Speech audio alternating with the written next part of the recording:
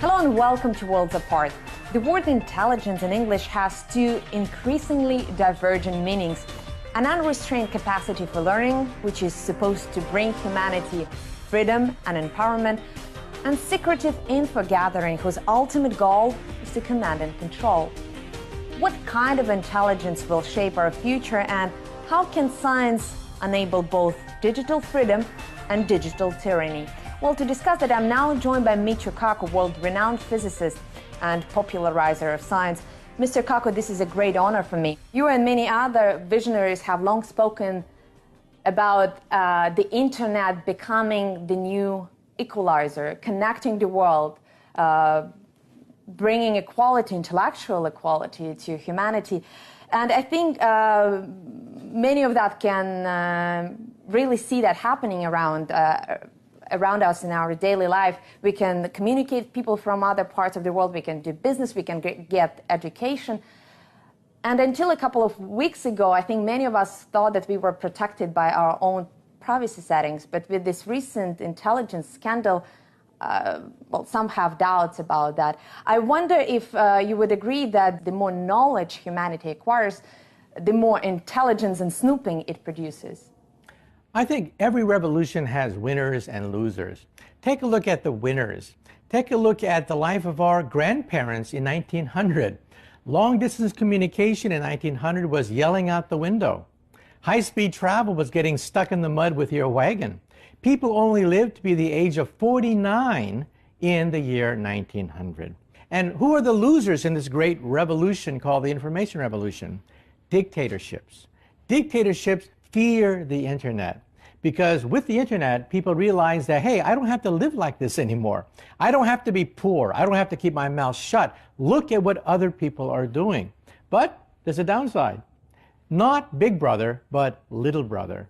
That is nosy busybodies, scam artists, and governments which try to gain access to your personal files. Every revolution has its downside. But are they really little brothers? Because the extent of spying that is now going on in the Western world is not really so small. I mean, it could be argued that your own personal data, your own personal emails, your own personal communication is being monitored, and this is not a small deal, at least as far as I'm concerned. But you see, it's not Big Brother. The internet is unstoppable. People, of course, will try to use the internet to snoop on others, but you cannot stop the march of the internet. Ideas are being spread independent of governments. Now, look at what the governments are doing. There's so much data out there. They simply look at the total amount of money you pay for a bill, look for certain targeted telephone numbers, and that's about it. There's simply too much raw data out there for any government to read all your love letters and to read everything that you've written. Now, this cast of people who have greater access to technology, science, information is not just limited to scientists. I think it applies mostly to governments around the world. And I know that you've been a very strong advocate of democracy, and and I would like to play something that you said during one of your previous speeches, and I think we heard something similar at this conference as well. You speaking about democracy. In history, no two democracies war with each other. Because in a democracy, people want to have a good life. They want to have a family. They want to send their kids to a good school. They want to have enough to eat. They don't want to send their children to die for the king or die for the queen. Now, forgive me for saying that, I don't mean to offend you, but I think you sound a lot like George W. Bush, who also used to say that democracies don't war with each other. But the problem, of course, is that democracies launch wars against non-democracies, and they do send their sons and daughters, usually less educated, less privileged sons and daughters, to fight in those wars, not for the king, but for the government. And my question to you, do you think the level of political understanding has really been able to catch up with the development of science? Because obviously many of those wars are facilitated by science and technology. Let me be clear. Even in the future, with more democratic nations, we will still have wars. People have self-interest. They have strategic interests, domestic resource interests, and so what have you. However, The question is, whose interests are we talking about? The interests of the king or queen? They don't care about public opinion. They don't take polls. They just go and wage wars. Now, with the democracy, it's much more difficult. You have this raging debate in the newspapers. You see mothers coming on TV crying about their child that died in the last war. To go to war for a democracy takes a lot of work. But that all is a good thing. Because once a democracy decides to go to war, it's full blast. But you have the will of the people behind it. Now, let me ask you one more question about democracy and technology. And I think the two have actually something in common in a sense that they create this artificial sense of agency. And take my iPad, for example. It gives me the impression of control. I think I can use whatever I want with it. But the problem is, of course, that, I cannot change the operating system. I can only download the applications that have already been created for me.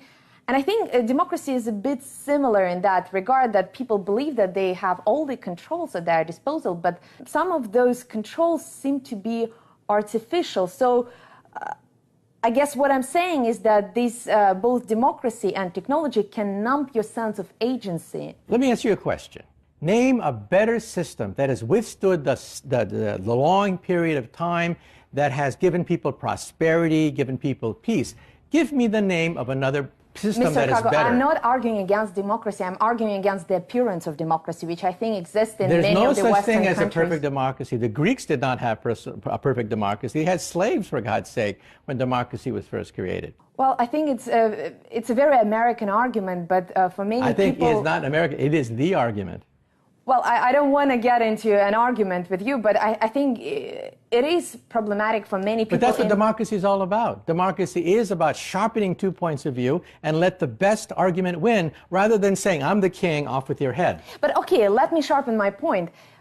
George W. Bush was a democratically elected president. Obviously, as you said, he had some consultations about that war, but that war was launched under a false pretext. The democratic procedure that exists there in the United States, consultations with the Congress, because the Congress wasn't consulted back then, so the democratic procedure wasn't really explored. I think what people you're saying didn't have a proves chance the point. to actually First of deliver all, their the very judgment. fact that you can actually say these things is a testament to the fact that the world has come a long ways from the days of the czars and the kings and the queens.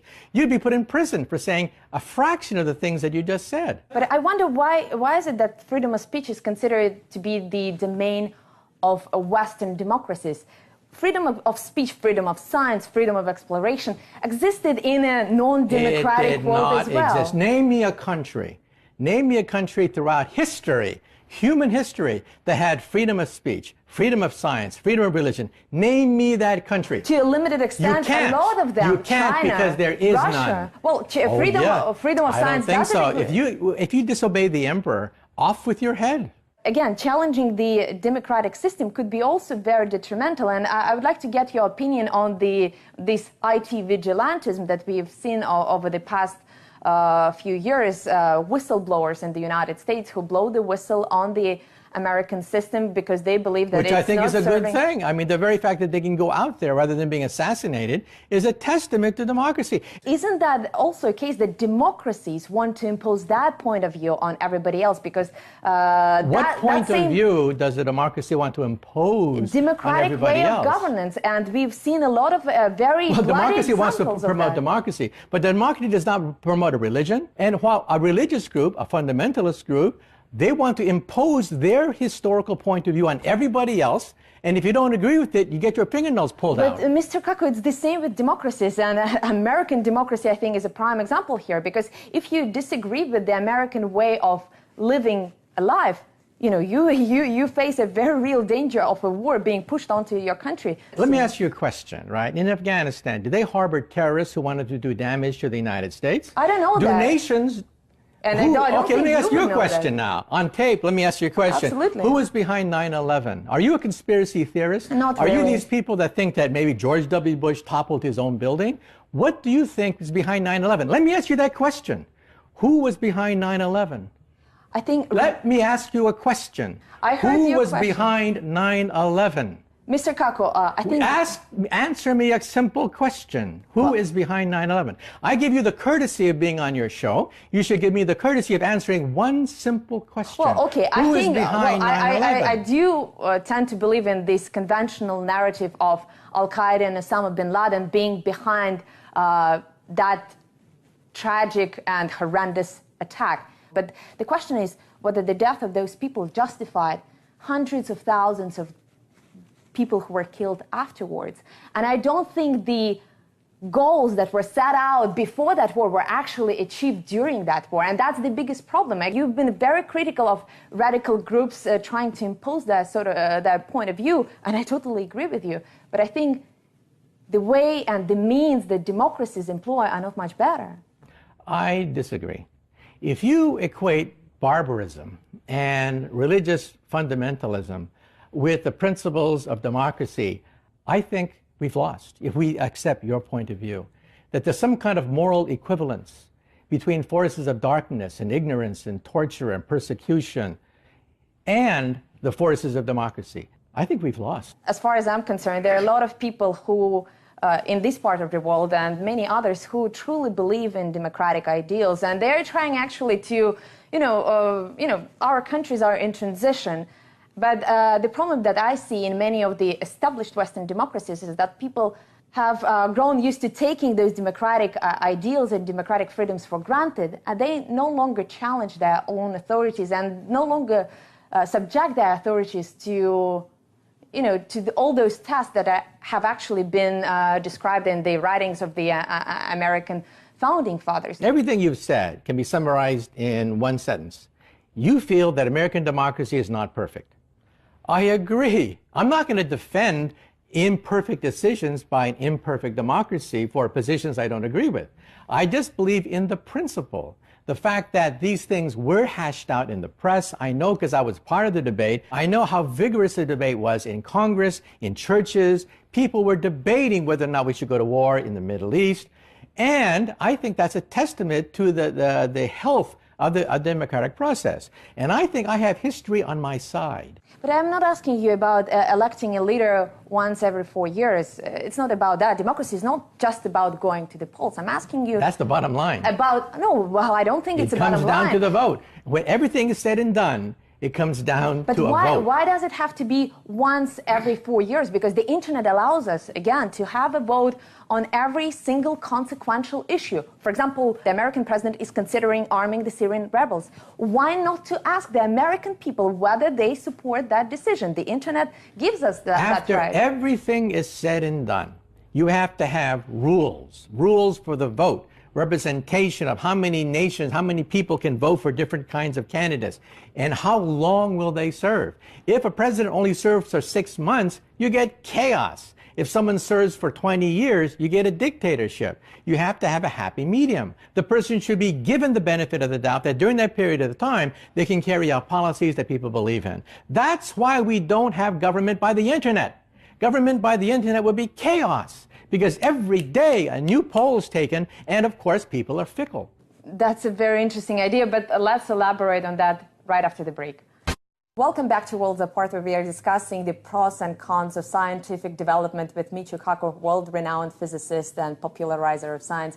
Now, before we went to the break, we were talking about the internet and whether the internet allows you any possibility for self-governance, and you don't believe that the internet is actually the platform that could be used to promote and maybe even expand and change the nature of what we call democracy. Democracy hopefully reflects the will of the people. The internet represents a snapshot of the will of the people, depending upon who's haranguing, who's yelling, and who's screaming the most.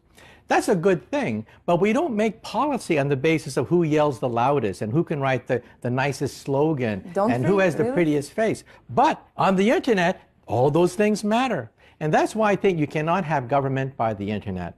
Just like leafleting.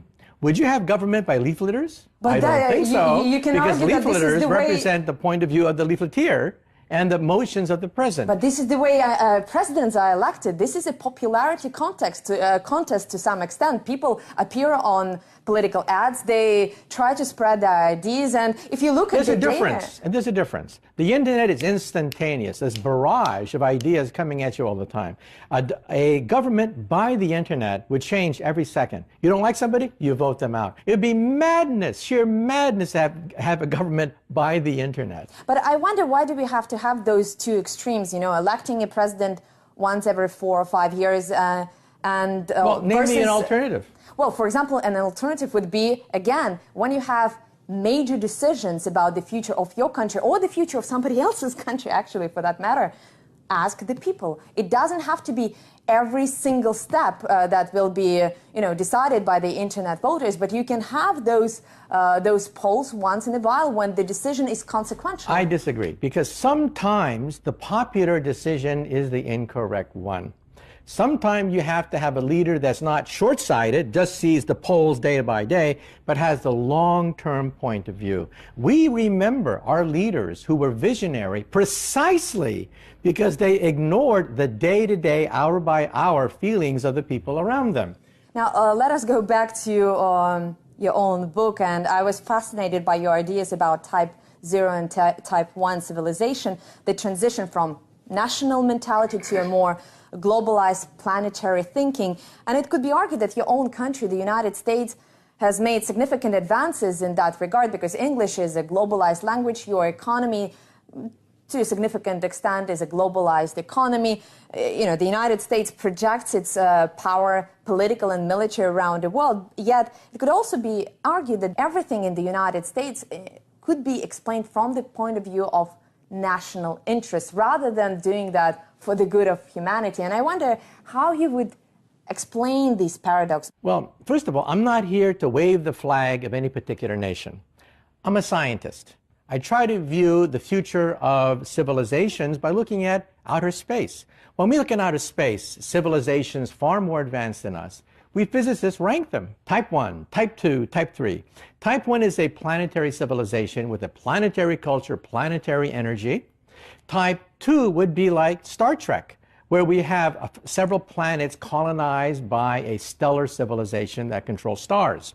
Type 3 would be like Star Wars, the empire of an entire galaxy. Now, on this cosmic scale, what are we? We are Type 0. We get our energy from dead plants, oil and coal. Our planet is fractured by racial, historical, national boundaries. But in 100 years' time, according to the equations, we will be planetary. For example, we're seeing the beginning of a planetary language. English is #1 and Mandarin Chinese is #2 on the internet. We're seeing the beginning of a Type 1 economy with the beginning of the European Union, NAFTA, big, large trading blocs. And we're seeing the beginning of a Type 1 culture, soccer, the Olympics. We're seeing the beginning of a youth culture, rock and roll and rap music. Every time I look at the planet Earth, I see that we are now creating a planetary culture, a planetary economy, and a planetary civilization, but there are the forces of darkness. Now, who are those forces? I mean, who do you mean by those forces? People that would use violence to impose their minority point of view on the world at large, okay? And I think we could include with that broad definition terrorists who say that, well, I'm right, you're wrong, and I'm going to put you in jail. If you don't believe me, I'll blow you up, okay? They fear the marketplace of ideas because they know they're going to be outvoted. They know that their ideas are not popular. And so they simply want to impose these ideas by the force of law to have a central authority and go back to the 10th century rather than the 22nd century. Now, many of the terrorists of the last couple of years were driven by religious ideologies. And I wonder, what are your views on religion in the Type 1 civilization? Do you think it will have a place there? I think we will have religion in the future because there's probably a gene for religion.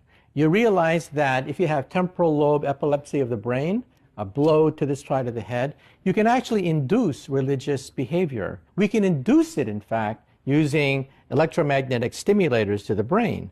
And so we do think that the brain is predisposed to be religious. It once had a purpose to keep tribes of bickering, intelligent apes together millions of years ago. But now in the age of nuclear weapons, the age of the internet, it could become regressive. I think many scientists tend to view the existence of God as a scientific question, but many of them try to argue against religion in the public domain. But sometimes you need to consider that from a social perspective as well, because it is one thing when people like yourself who live fairly intellectual life, and that in itself could be considered a luxury these days, because many people around the world live in very difficult conditions and they don't have the time and energy to ponder all those questions. But given the inequality that exists in the world today, and given the violence that exists in the world today, do you feel like religion has its place in a sense of being not only this temporal lobe damage, as you pointed out, but simply, serving as the last hope for people who otherwise have no consolation seeing the world around them? Well, Einstein was asked the question, is there a God? And let me try to give you an answer. Einstein said there are two types of gods. We have to be very careful about this. The first is the God of Leibniz, the God of Spinoza, the God of harmony, beauty, elegance, simplicity. The universe is so gorgeous, it could not have been an accident. But we also have the personal God, the God that you pray to, the God that smites the Philistines, the God that slaughters your enemies, or the God of your salvation. Einstein did not believe in the second, but he did believe in the first. Then you ask another question, what about poverty? I travel around the world and I see rich countries and I see poor countries, and I ask myself the simple question, why? Why are some countries poor? Why are some countries rich? What happened? Why do we have this disparity in wealth? And the reason is it has to go back to where wealth comes from, science and technology. In the 1400s, China turned inward. They burned their fleet. They ceased to send expeditions around the world. Scientists were persecuted and China stagnated. Same thing in the Muslim world. There was a debate in the Muslim world, where does truth come from? Does truth come from the Quran or does truth come from nature? Scientists said that truth comes from nature. Other people said, no, God can change nature. God is above nature. Nature is a handcuff on God. Truth comes from the Quran, not nature. Well, we all know who won the debate. And that's one of the reasons why science in the Muslim world stagnated for about 1,000 years. In some countries, science never happened, and that's why they're poor. You've spoken about that a lot, and I think it needs to be pointed out again and again that such enthusiastic attitude to science also has its downside. And you mentioned Einstein, and he was this great pacifist and campaigned vigorously during the First World War, against the war. But ultimately, when you look at his own history, it was Einstein's own research that ultimately paved the way for the bombing of Hiroshima and Nagasaki. Look at it this way. How come we're not speaking German today? How come there's not a swastika behind me? How come we don't persecute Russians and put them in incinerators right now? Because the Nazis were defeated.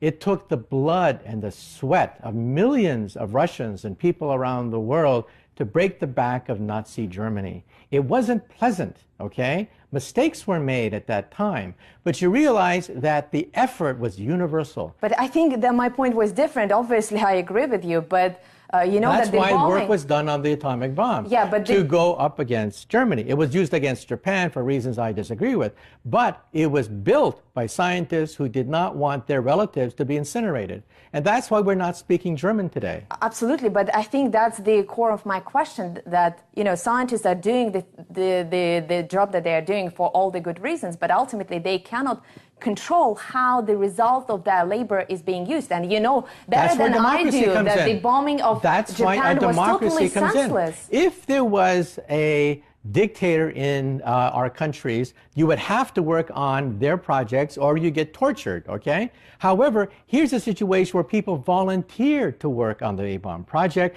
They thought they were going up against the Nazis, and if they uncover new laws of physics, well, hey, it's not their responsibility for creating these laws of physics. Nature created these laws of physics. What we need is a way to control them, and that's where democracy comes in. I don't want to drag us into that previous discussion that we had before, but again, you say democracy gives us a check, and look at how it was used throughout history. In 1945, Hiroshima and Nagasaki bombed several hundred 100,000 people die. About 100,000. There are different estimates, but obviously a very large number of people die for no good strategic military reason. So you can argue that democracy failed on that account. Look at Iraq. The same thing. Hundreds of thousands are being killed. Let me say a few things. First, some of my relatives died in Hiroshima. Okay? Many Japanese trace their ancestry to Hiroshima. There was a large migration from Hiroshima to the United States as a consequence. Some of my relatives perished there. Do I hold a grudge? Look, war is not a simple tea party. It's messy. People make wrong decisions, but in their heart of hearts, they know that they have to do it because the opposite point of view would be total disaster. Given hindsight, we can always say, sorry about that. I mean, shame on you. How could you work on the atomic bomb? But if the year is 1944, okay, and there's chaos erupting in the world with millions of people, not just 100,000, millions of people dying, okay, then you begin to realize it's more complex than a simple, well, hey, I told you so. It's much more complicated than that. I would have not dropped the atomic bomb, A, because my relatives were there, B, I think it was unnecessary. Japan was about to surrender. But given what was known at that time, I understand the opposite point of view. I don't agree with it, but I understand why the bomb was dropped. What I'm saying is whether, I think democracies have to be much more disciplined in the way they operate. Maybe scientific method could help as well, and looking back at the history and analyzing the decisions that were taken before. In August 1945, if you were to have a vote of the American people about whether or not to drop the atomic bomb that cost $2 billion in 1945 dollars and would, quote, save the life of 100,000 Americans that are scheduled to invade Japan, I think hands down a democracy would have dropped the atomic bomb. I would not have, but a democracy would, given what I know about my own people. Michio Kaku, it's been a great honor for me. Please join us again, same place, same time, here on Worlds Apart.